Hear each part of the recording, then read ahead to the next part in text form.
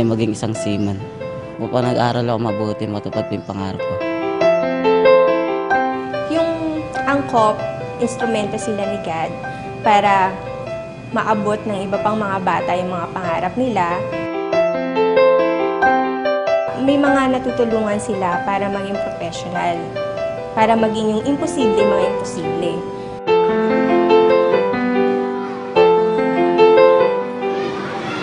Angkop ay binibigyan ako ng baon,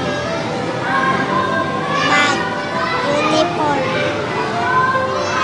notebook, lapis, pamula.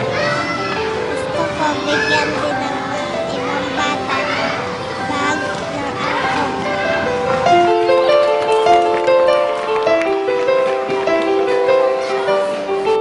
Yung fulfillment baga, tapos somehow nakaka-touch din, and then at the same time, kumbaga yung feeling na may makaagapay na sa pag-aaral mo, gano'n, at kumbaga tuloy-tuloy, gano'n.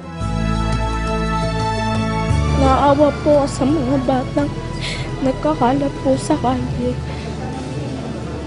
May isip po nila, wala po silang mga alam, tsaka hindi isip.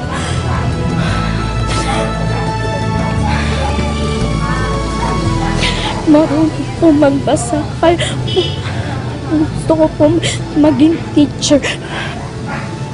Ako po mismo magtuturo po sa kanila.